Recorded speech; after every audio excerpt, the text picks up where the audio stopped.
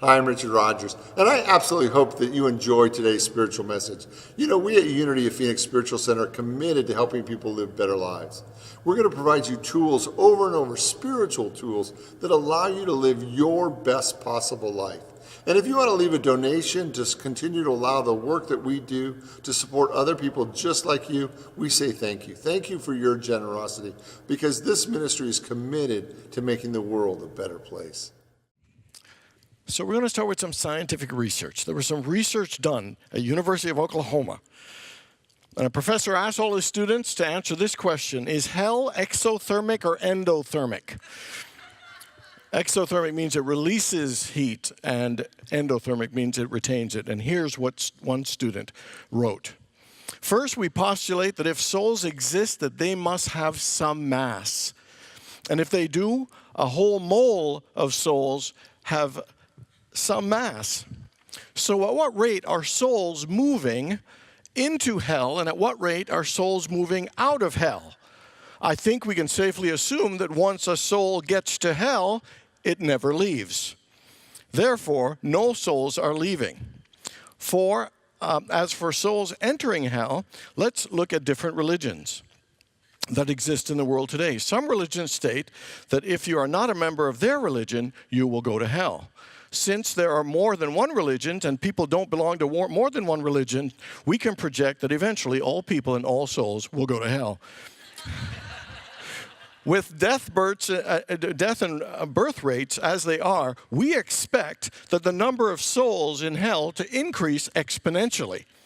Now, we can look at the rate of change in volume in hell. Boyle's law states that in order for the temperature and pressure in hell to stay the same, the ratio of the mass of souls and volume of souls needs to stay constant. So there are two options.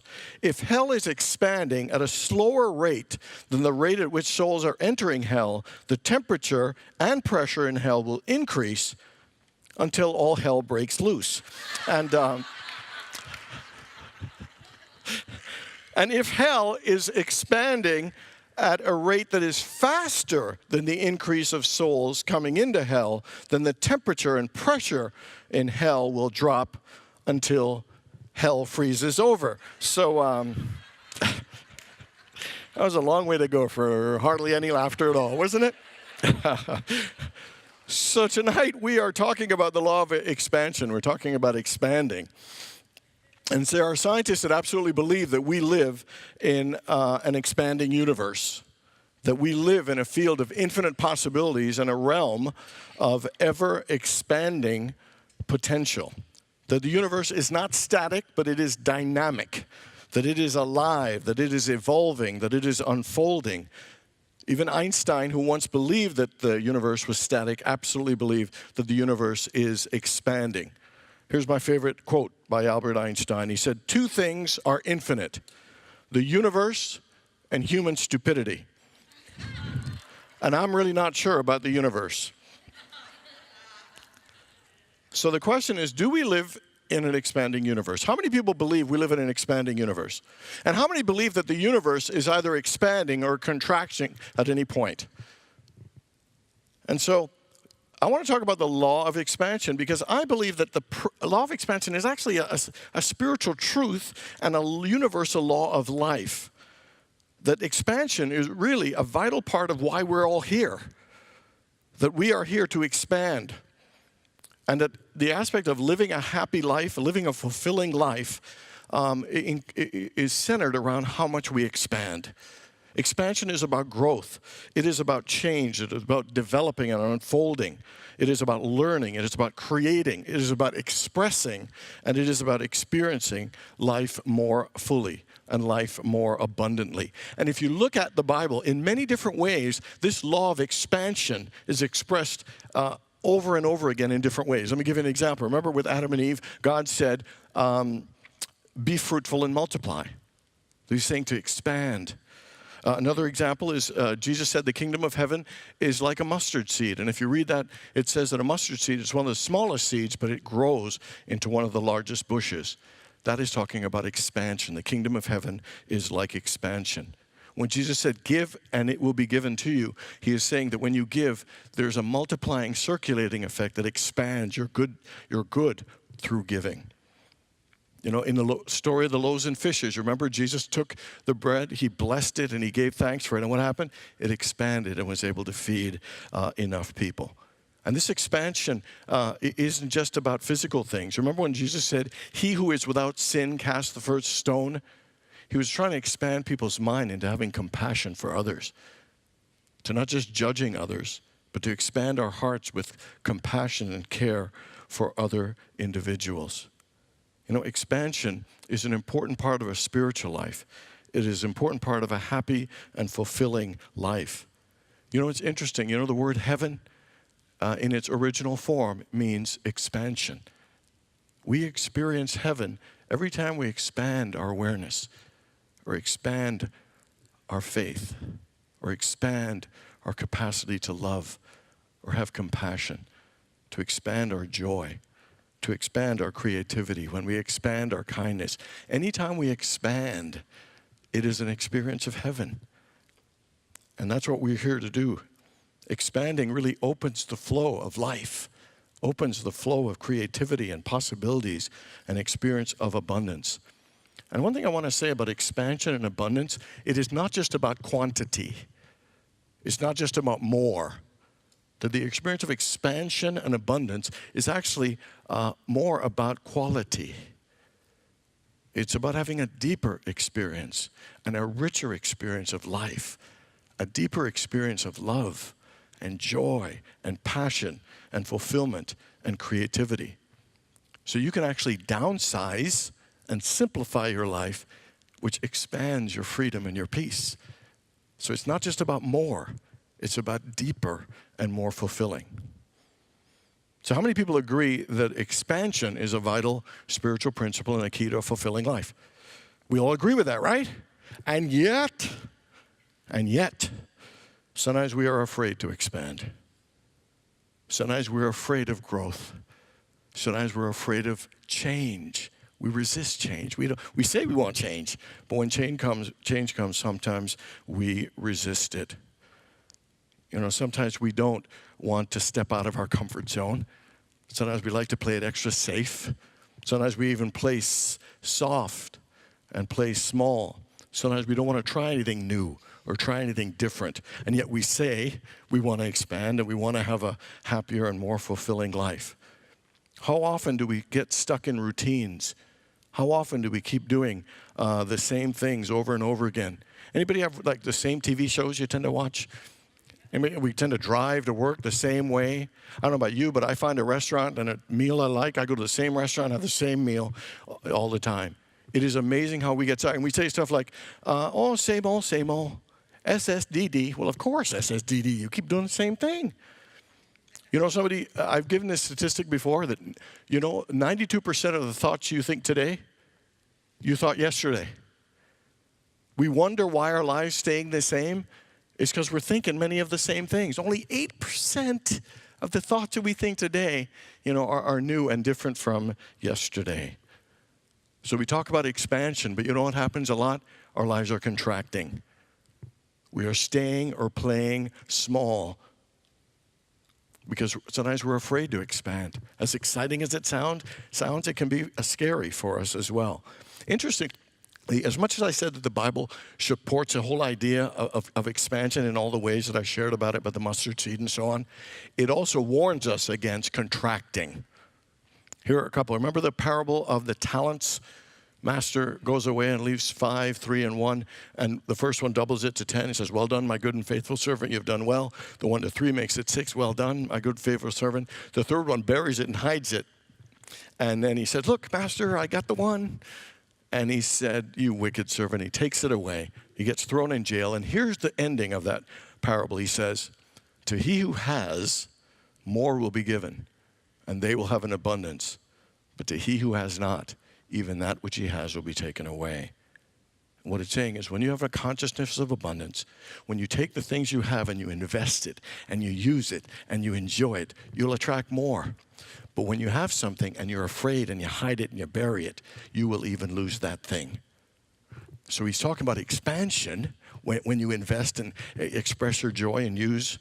But when you are afraid that you will lose it, then you will actually use it. And another great one is from Proverbs 11:24. It's one of my favorites. It says, one person gives freely and gains even more. Another person withholds unduly but only comes to poverty. Again, the one who gives gains expansion. The one who withholds comes to poverty. So the Bible says clearly we are here to expand and warns us, do not allow yourself to contract, because we will limit and restrict and reduce and block the flow of the abundant and joyful life that we are meant to live. So life is either expanding or it is contracting, and it's all of our choice. We get to make that choice. Jesus said he came that we may have life and have it more abundantly. And the way to do that is to make sure that we are expanding and living and embodying the law of expansion. So there are some things we can do to live a life of expansion, a life of abundance. The first one is we need to expand in consciousness. Life is consciousness. It is lived from the inside out. The kingdom of God is within us. You know, that what we need to do, people love to talk about exploring outer space. We need to explore some inner space. Then we need to turn to that place deep within us. And it always says, it says, seek ye first that kingdom. Seek that inner kingdom and that deeper connection first, and all these things will be added unto you. Seek that God consciousness. Seek, a level of a connection with the mind of God. And it says, seek ye first, and all these things will be added unto us. But we don't often turn to prayer first. It's more of our last resort than the first resource that we use. And you know why? Because we are thinking beings. We are thinking human beings, and we love to think. And when we are in trouble, we try to think our way out, think our way through, think of what the solution is. And thinking isn't a bad thing, it's a beautiful thing. But there's an even better thing than thinking, and that is to stop thinking. To quiet your mind, to become still, and to tap into a deeper, more powerful resource than you could ever imagine with your thinking mind. Go to that place deep within and expand your consciousness. Expand your awareness. Expand that connection with your oneness. To go to that secret place and listen to the still, small voice of God. Because it is in that quietness that genius comes. It is in that quietness that peace and beauty and solutions. Got a financial problem? Seek first. Go inside first. You need to write a story or do something creative? Seek first. You know what Einstein did when he wanted to create? First thing he did? He took a nap, because he wanted to get out of his head and go to a deeper place of creativity and wisdom. If it's a relationship issue, seek first. That always to seek first, because that is the greatest resource. That is the greatest energy that we can create. Creflo Dollar is a minister on TV, and one of my favorite lines he says is, those who are poor go without, and those who are wealthy go within. That if we want to live a more prosperous life in all of the various ways, that we must go within first. Because the truth is, we must first become it in consciousness to have anything in life. We always think, let's change the outer. No, change the inner first, and then the outer will fall into place. And the question is, do we want to seek that first? Would we be willing to make it a priority to expand our consciousness by quieting our mind and connecting with that very source? As I said, the greatest thing I did for myself this year was that 10-day silent retreat. 11 hours a day of going quiet and going into that place. Because it's the greatest thing any of us can do at any time. We don't need to go to a retreat because we have it right here. The question is, are we willing to make that choice and make it a priority? Second thing to live the law of expansion is to expand our self-awareness. In 470 BC, Socrates said these words, "The unexamined life is not worth living." When I first heard that, I thought that sounds rather negative. The unexamined life is not worth living. But here's the flip of what he's saying. He's saying that life is such an amazing experience and a precious gift. It behooves us to take the time to think of, how am I going to live it? How am I living this life? Well, how am I showing up? What is it that I want to create and experience? Who is the person I want to become? What he's saying is that sometimes it's important for us to pause and to reflect about how am I showing up right now? How am I interacting with people? What is it that I'm seeking? Do I have any goals? What is it do I need to change? What is it do I need to let go? Who is it that I need to forgive? What is important to me? What has meaning and value? Am I spending my time and my energy on the things that are really my priorities and the things that I want? What is it that I want to create? What are the feelings I want to feel? The unexamined life is not worth living, but he's saying that life is so worth living. Take time to think about what we want to create, what we want to experience. How many people ever worked a lot and been busy and felt like you achieved nothing? Anybody ever have that experience? And that is why, because sometimes we haven't taken the time to examine and become self-aware and ask ourselves, am I really doing what I want to do? Am I using my time in the best and greatest way? And one question to ask is, so what area in my life is contracting? What area in my life am I playing small or not giving the attention or the consciousness or the activity that it needs? And where in my life am I being called to expand? To expand in my relationship, to expand in the person I'm being, to expand, my level of leadership or greatness. How is life calling us to expand? I mean, this whole idea is about examining ourselves, as Socrates says. If you want to live a fuller life, we've got to be more self-aware. We've got to be more conscious. We've got to be more clear and intentional about the way we want to live and how we want to show up. And the final one I want to talk about is that we need to expand our daring. We need to expand us taking a chance, taking a risk, going after, of stepping up, stepping out, of going out on a limb, and expanding beyond our grasp. For an entire decade after my car accident, when I was, just graduating from high school, I spent an entire decade staying at home because I was afraid. I was afraid people would look at me. I was afraid I would fall, literally. I would fail. People would laugh at me. So I literally just stayed there and hid. I just sat on the sidelines of life for a decade. And then finally, when my father died, that kind of woke me up. And at 33, when I got called to ministry, my life began to change. I began to step out and to give things a try things that scared me. I would try anything that scared me. Public speaking, I tried. And somehow I ended up at the World University Debating Championships. I didn't even know how to debate, but I tried. And then I started doing crazy things. Like I started skydiving and hang gliding. I went skiing, riding a motorcycle, aerobatic flying, horseback riding. I would just try things. If it scared me, I wanted to try it. I don't know if I was trying to make up for an entire decade in like a couple of years. I'm not sure. But there was something that awoke in me to realize this is your chance to live. Go live. So big deal you fall. You make mistakes. Heck, I made several this week. Had to apologize 2 or 3 times. Messed up all the time. But I like being in the game because I sat on the sidelines for an entire decade. And one thing I've come to realize is expanding and daring increases your capacity to live, to feel confident, to know that even if I fail, I'm going to be okay. That I will be okay even if this doesn't work out. And you know what? It's better to fail at something than not try it at all because you will go further.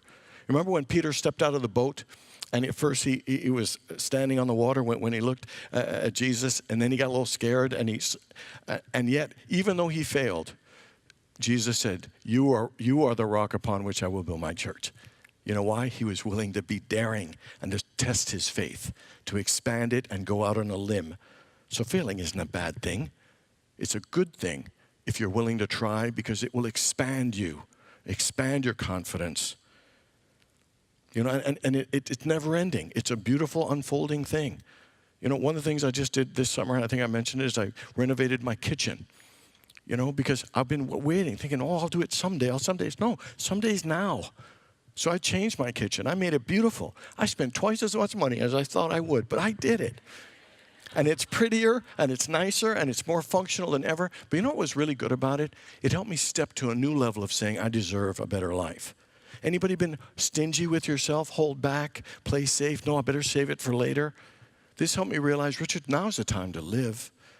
Don't hold back now. Live now. We're always saving, putting off. It's like, and this gave me a permission that it's okay to live. It's okay to treat myself well. And it's okay to let myself enjoy life now. So where is life calling you to be more daring? To step out, to live, to love, to treat yourself in a better way. Yesterday I called Reverend Jimmy in San Antonio. We had some things to talk about, and we were doing some catching up. And so I said to him, I said, man, how's it going? Everything going good? He said, yeah, San Antonio is nice. I said, how's the air quality? He said, a lot better. I can breathe better. I said, you getting around good? He said, I get lost at least a couple of times a week, but it's going good. And I said to him, man, I'm so impressed with you. Here you are at 75 years old, and you and your wife are starting over new in your 10th city you've lived in. And he said, I kind of like it. It's kind of a challenge. It's kind of new. And I said, it's amazing, man. You're 75 years old. Most people are thinking of retiring. You moved across the country to start a new job. And then I realized maybe that's what keeps him alive. Because at 75, he's got to learn new streets. He's got to meet new people. He even told me, he said, man, I don't know what I'm talking about this Sunday. You got a title? Jimmy doesn't like to talk, so this is a real stretch for him. And it was just so beautiful. And I told him how impressed I am with him because he's still alive at 75, because he's expanding, he's stretching, he's learning, he's growing, he's staying out of his comfort zone. And again, where is life calling you to take a chance? What is the boat that you need to step out of? And where is life calling you to take a risk and to be bold and to be greater than you've ever thought yourself could be?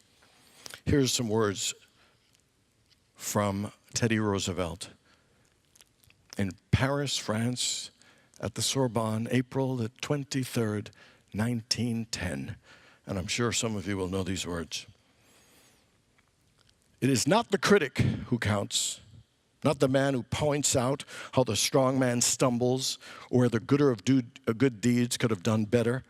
The credit belongs to the man who is actually in the arena, whose face is marred with dust and sweat and blood, who strives valiantly, who errs, who comes up short again and again, because there is no effort without error or shortcoming, but who actually does strive to do the deeds, who knows the great enthusiasms, the great devotion, who spends himself in a worthy cause, and who at best, in the end, triumphs with high achievement, and who at worst, if he fails, at least fails while daring greatly, so that his place shall never be with those cold and timid souls who neither know victory nor defeat.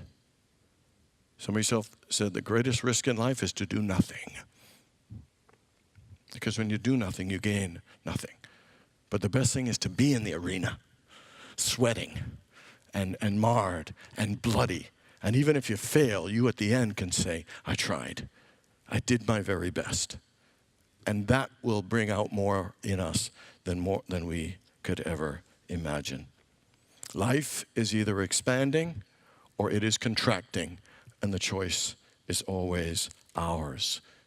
Let us make a commitment to expand our consciousness, to go within, and to connect with that very source that expands our lives in every way. Let us expand our self-awareness and ask ourselves, who have I come here to be? And how is life calling me to expand? And finally, let us expand our daring by doing, risking, and expressing ourselves in that amazing way. Remember the word heaven, the experience of heaven, is to expand in every way. Let us pray. Deep breath, everyone. And feel your lungs expand, feel your heart and your mind expand, knowing that there is unlimited goodness and abundance. There are unlimited possibilities. There are unlimited blessings for you that still await if you just open your heart to it. So we give thanks to God for the gift of life, for the wonderful message that we have learned tonight about the law of expansion, and to allow that wonderful message to live in every phase of our lives to help us truly experience the kingdom of heaven right here and now. And so it is. Amen.